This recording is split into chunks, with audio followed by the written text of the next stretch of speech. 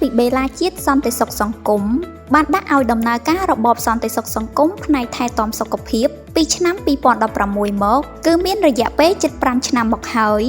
ដែលស្ថាប័នមួយនេះបានដើរតួយ៉ាងសំខាន់ក្នុងការបម្រើអត្ថប្រយោជន៍ជូនមន្ត្រីរាជការសាធារណៈក៏ដូចជាកម្មករនយោជិក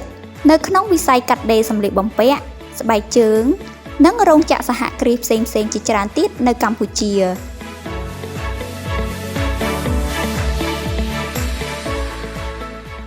បេឡាជាតិសន្តិសុខសង្គមគឺជាគ្រឹះស្ថានសាធារណរដ្ឋបាល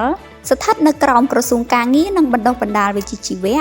ជាអាណាព្យាបាលផ្នែកបច្ចេកទេសនិងផ្នែកសេដ្ឋកិច្ចនិងហិរញ្ញវត្ថុស្ថិតនៅក្រោមក្រសួងសេដ្ឋកិច្ចនិងហិរញ្ញវត្ថុដែលមានសមាជិករបស់ខ្លួនប្រមាណជាង2លាននាក់កំពុងទទួលបានការប្រើប្រាស់សេវាបសស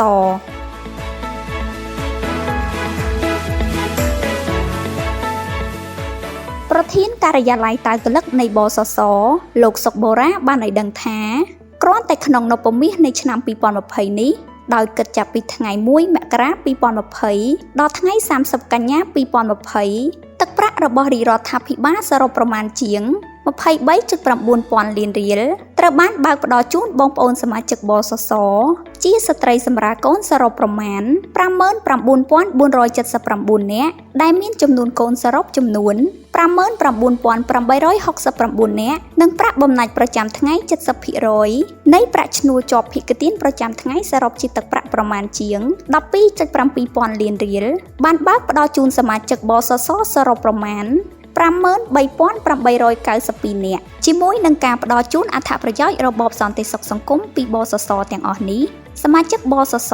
ពិសេសបងប្អូនកម្មការិនីជាស្ត្រីសម្រាលកូនបានសម្ដែងនូវការពេញចិត្តនិងគាំទ្រយ៉ាងពេញទំហឹងទៅលើសេវាបសស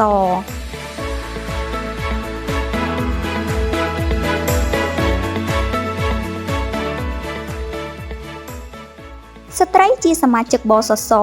ដែលបានសម្រាកលំហែមាតុភាពនៅតាមគេហដ្ឋានមួយចំនួននៅក្នុងខណ្ឌច្បារអំពៅក្នុងពេលដែលអ្នកយកព័ត៌មានបសស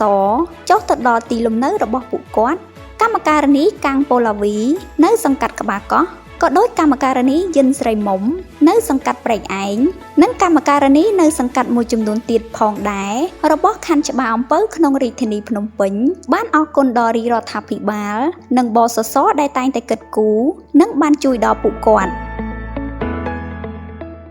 ចំពោះការបង្កើតបានបសសមួយហ្នឹងគឺខ្ញុំគិតថាល្អព្រោះអីវាជួយការពារយើងច្រើនពេលយើងមានបញ្ហា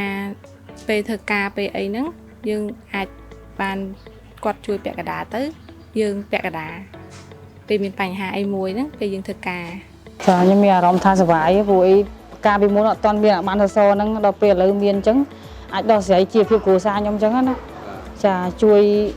ឲ្យខ្ញុំរៀងធូរលុយជាងមុនអញ្ចឹងបានទិញដល់គោទីអីកូនស្ថិតនៅក្រោមគោលនយោបាយរបស់រាជរដ្ឋាភិបាលកម្ពុជា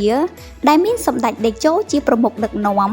ប្រកបដោយកតេបណ្ឌិតដ៏ឆ្លៀសវៃបំផុតបានដាក់ចេញនូវគោលនយោបាយជាតិគាំពារសង្គមសម្រាប់ជួយដល់ពលរដ្ឋជួបការលំបាកដោយរួមទាំងកម្មករនយោជិកផងដែរដែលក្នុងនោះក្នុងនាមស្ថាប័នបេឡាជាតិសន្តិសុខសង្គមនៃក្រសួងការងារនិងបណ្ដុះបណ្ដាលវិជ្ជាជីវៈហើយត្រូវបានថ្នាក់ដឹកនាំនៃរាជរដ្ឋាភិបាលមានទំនុកចិត្តប្រគល់ស្ថាប័នមួយនេះជាប្រតិបត្តិការតែមួយគត់ដែលមានតួនាទីក្នុងការផ្ដល់អត្ថប្រយោជន៍ដល់កម្មករនយោជិកហើយតែងតែប្រឹងប្រែងអស់ពីសមត្ថភាពក្នុងការដឹកនាំបំពេញកិច្ចការដ៏ល្អមួយនេះព្រមទាំងត្រូវបានបងប្អូនកម្មករនយោជិកជាសមាជិករបស់ខ្លួនមានការពេញចិត្តនិងគាំទ្រដោយក្តីរីករាយពិសេសថែមទាំងមានការវិតម្លៃខ្ពស់និងកោតសរសើរពីថ្នាក់ដឹកនាំផងដែរ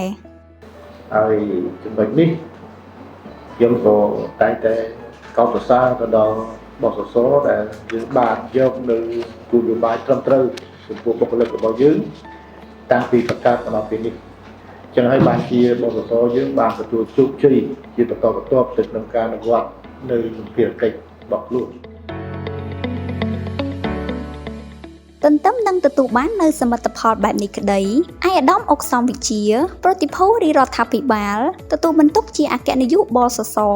និងនៅតែខិតខំដឹកនាំជំរុញឲ្យថ្នាក់ដឹកនាំក្រមអាវ៉ាតដោយធ្វើយ៉ាងណាឲ្យការផ្ដល់សេវាគាំពារសង្គមមួយនេះមាននិរន្តរភាពនិងកាន់តែមានភាពល្អប្រសើរឡើងជូនបងប្អូនកម្មករនយោជិកជាសមាជិករបស់ខ្លួន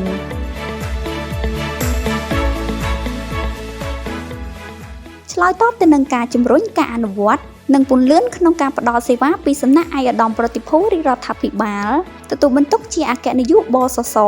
ប្រធានការិយាល័យបសសសាខាខណ្ឌមានជ័យបានបដិញ្ញាចិត្តយ៉ាងមុតមមថាយើងខិតខំត្រួតពិនិត្យទៅលើដំណើរការនៃការទីមទីអត្ថប្រយោជន៍បងប្អូនកម្មករឲ្យមានប្រសិទ្ធភាពយើងតាមដានរួមបានថាឯកសារដាក់ទៅប្រមាណទៅដល់ណាហើយអីដល់ណាហើយគាត់ទទួលបាននៅលេខទូរស័ព្ទដែលនឹងរោនឹងបានឆែកឃើញមេសេចនៅយើងតាក់ទងព្យាយាមតាក់ទងនឹងហើយទី2យើងខិតខំជំរុញលើកទឹកចិត្តដល់បុគ្គលិកយើងដើម្បីឲ្យធ្វើការល្អតាមគោលដៅរបស់អាយដាមអគ្គនាយកបេឡាជីរបស់សន្តិសុខសង្គមយើង